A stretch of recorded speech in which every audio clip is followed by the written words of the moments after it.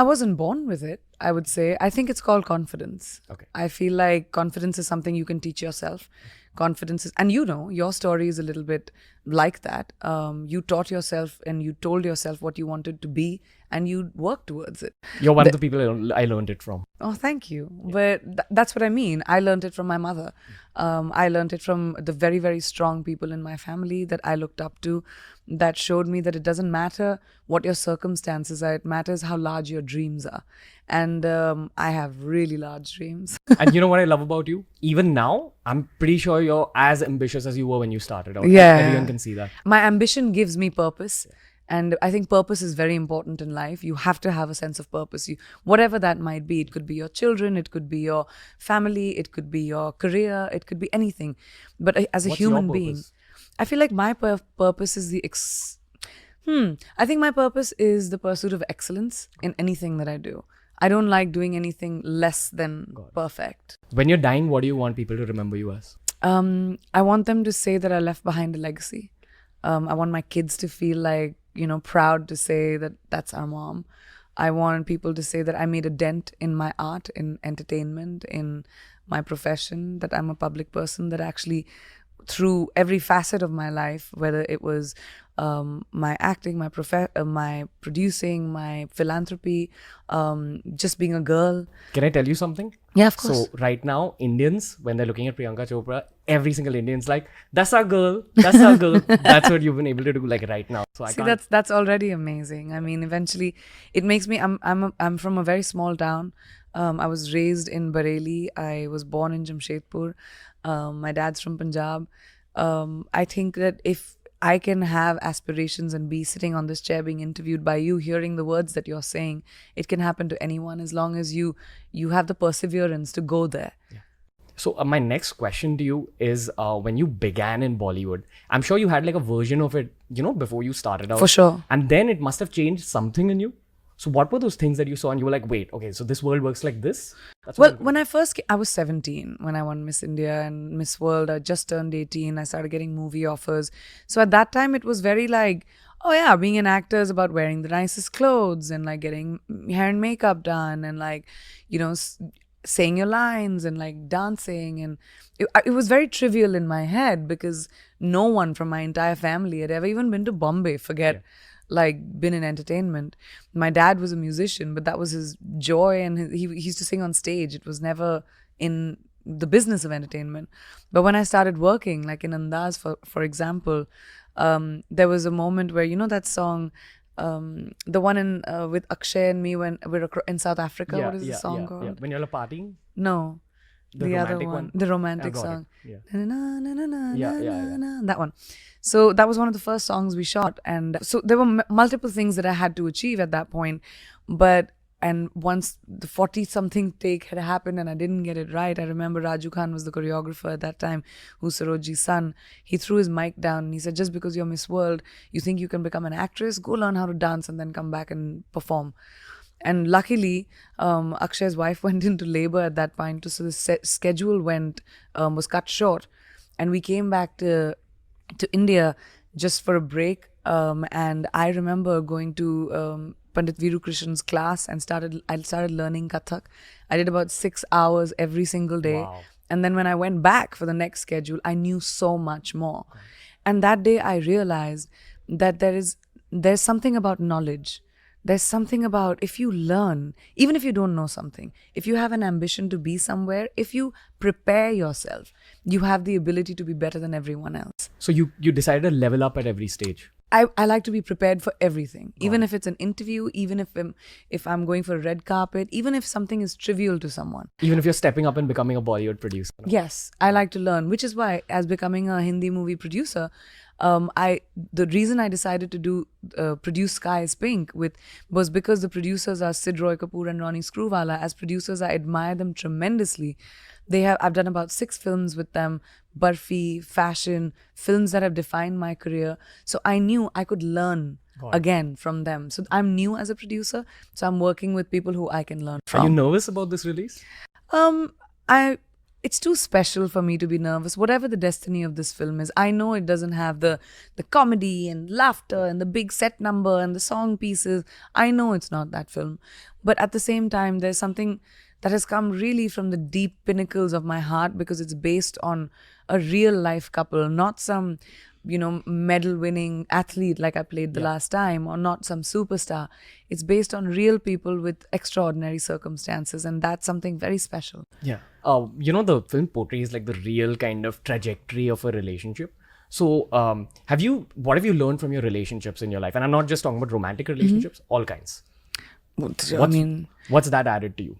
I think honesty is very important in relationships, whether it's with friends, whether it's with family, whether it's with your loved one, whether it's in a romantic relationship. I think being real to what you really are feeling is very important. And a lot of people don't have the guts to do that, because we are always pretending to be a certain way so that we can maintain a relationship. But I think the healthiest relationships happen when you have the ability to call out someone and say, well, that's not right, or I don't feel a certain way and you're wrong or you're right, and to be able to talk about it.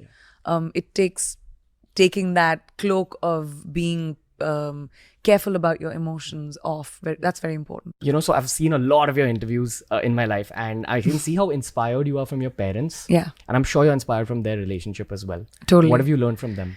I think the beauty about their relationship was it was a relationship of equals from the very beginning. My parents, even though they had separate responsibilities and they always worked together, but they always gave each other respect in terms of each other's opinions. And I was raised in an environment like that. My mom's opinion was as important as my dad's opinion. They both took decisions together. It was never one person's monopoly. And that's an extremely healthy marriage. So Priyanka, they were both physicians in the army. And I'm sure that job comes with a lot of discipline. So I'm sure that discipline trickled down at home as well. And that's a part of your growing up. And would you say that discipline is also the reason that you've become Priyanka Chopra, like the Priyanka Chopra? Has discipline been a big part of your life? Yes, I think people confuse discipline with like punctuality sometimes, but that's not what discipline is. Discipline is being prepared. Discipline is riyaz. Discipline is training. Discipline is learning. Discipline is knowing that if I'm going to do a job, I'm going to give it my 120%. Otherwise, I'm not going to do it. Because when it comes to the military, even one mistake can cause a big butterfly effect. And that's something I definitely learned from both my parents as physicians and as people who were in the military. And again, from a lot of times when you're in the middle of your hustle, you don't come to know how good you are. And you need an outside perspective. Right. So trust me, from the outside, again, seeing your career, you're someone who's constantly moved on to the next project, even after victories. Is that something you do consciously, that if a film is a hit, you're like, cool, good, I'll be zen about it, but I'll move on to the next one? Yeah, I mean, I really feel like you are defined by, every time you're defined by what you do next, not what you left behind. So when you have a super hit film, what's going on in your head? Great, that happened. What's next? I like that. How am I going to top that? Yeah. Or what am I going to do that's going to be different? It might not be the same thing, because there's no point of doing the same thing over again. I try not to do the same thing over again. You have to take risks. Risks are so important in evolution. Playing it safe, yeah, you can have an existence, but you'll never be someone who's a trailblazer. Who's a legend. Yeah, and legendary shit. I like legendary shit. We can see that. What did you learn from your dad that stayed with you for your career and that's been an anchor point for your career? To smile through everything. My dad was extremely sensitive, but he was also like my biggest champion. The one thing that I learned from him was the hustle. He always taught me that don't be afraid of the failure. What you do next after failure is what will define you. Everyone fails. It's going to happen to you. It's going to happen to me. It's going to happen to everyone. Instead of sitting on your hands and saying, I can't do it again, find the courage inside of you and saying, what can I do differently? How do you look back into your mistake and say, all right, that was a mistake. Great. Not doing that again. That's something I really learned from my dad. Yeah. And that whole thing about you being magnetic, this is a part of it, that you smile through everything. So the other thing I really want to know from you is, in like people generally with the Indian youth, there's these huge mental health issues that are going around because of social media and things like that. So through your career, have you had any mental health issues which you've just hidden by smiling through it? I think so. I think each one of us has. I don't know because I never went to a therapist. I kind of therapized myself. Because you didn't need one. No, I tried it. I tried it a couple of times. There were phases in my life, especially after my dad. Um, I didn't know how to deal with my emotions. I was in a new country. I didn't know people. I was walking into meetings where people didn't know me. I was reintroducing myself at the age of 31, 32 after I had conquered another industry in India. So, all of those things added a lot of pressures on me, when you're starting all over again in another country where a culture is different, everything was different, and I was alone. So it took a big toll on me at that point, and I don't know if I can clinically say I was depressed or not, but I really felt like I was. I tried to go to therapists, but because I didn't have the consistency of time, I didn't follow through. So I kind of logified with myself. I'm someone who talks to myself, and I think about things, whether it's in my dreams or whether it's when I'm awake. I talk to myself about how I'm feeling and how I can overcome it. What did you tell yourself that got you out of your difficult times? I told myself to allow myself to feel it. To accept it. To accept it. I think you have to reach a place of acceptance of the fact that it's okay to feel that way instead of beating yourself up about it. Did you also keep your mind busy with work? For a while, I did. And that was not the best decision. It was me running away from my issues, whereas I realized that especially when you have something that you're mentally feeling like you can't move on from, you have to find support. You have to find someone you can rely on. I relied a lot on my friends at that point. I chose, instead of being alone and dealing with it alone, I would go out, seek out people that actually care about me. And I think a lot of kids don't do that. Because of stuff we read and people's opinions that we read online, and trust me, no one has more opinions about about someone as they do about me. I get so many opinions from people, good, bad, ugly, and I could very easily succumb under the pressure of it. But I feel like social media can be good and can be evil.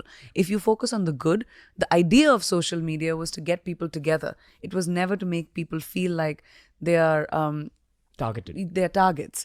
Exactly. So I think instead of focusing on the negativity and taking the pressure off, it's important, if you're feeling down, dark, deep, to not keep it to yourself, to not be alone. It's very important to find someone that you can talk to, even if they can't help you. It doesn't have to be a therapist. It could be your mom, it could be your friend, it could be someone, but don't do it alone. That's your biggest advice. Yes. Find support from Find someone. support, because a lot of kids end up like taking their lives, end up getting into deep dark places because they think they have to solve it themselves. You don't have to. Also, The Sky is Pink as a movie, from the trailer, you can tell that there's this whole concept of the mother helping her daughter. And I'm sure that the main characters have their own mental health issues through the film. So what have you picked up from this film, being a part of it? I think the beauty of this film was the takeaway of this movie, which I think when you guys go and watch it, you'll realize that it's the philosophy of the movie. What she means by a sky is pink is, don't let anyone tell you what the color of your sky should be. When Aditi which is the character I play, her daughter was diagnosed with a terminal illness. She was in London getting her daughter treated alone while her husband was taking care of her son, who was 4 years old, in Delhi. And one day her son called her up while she was in London and was crying and stammering and said that, Mom, the teacher really yelled at me because when in painting class, she made me stand in the corner because in painting class I made the sky pink. And she said the sky is blue.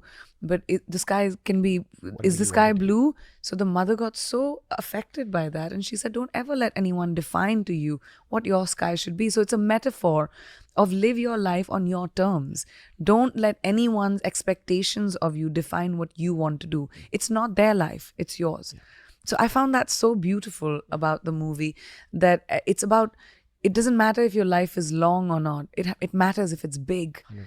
And this movie is about that. So, Priyanka Chopra is inspiring, but Priyanka Chopra's mom is equally inspiring. Yeah. How much of your mom have you put into this movie? A lot of it. My mom was very ferociously protective about me. It was very important to her that every dream that I had, whether it was small, whether it was big, my aspirations were fulfilled. My parents never wanted me to have a what if in my life. What if I had done it? What if I had tried that? So they always supported me. They said, no matter what you do, whatever mistake you make, have the confidence to come and tell us, because Like, even if you kill someone, my dad, I remember him telling me this. Even if you kill someone, come and tell me, I'll help you find the body. I'll help you bury the body, but then I'll take you to the cops too. So you'll always have to have courage of conviction, which was something my parents definitely taught And me. they're big support systems in your life. Very much. Even till today. Yes, So, very you know, from much. the outside, again, it seems like everything is perfect for you.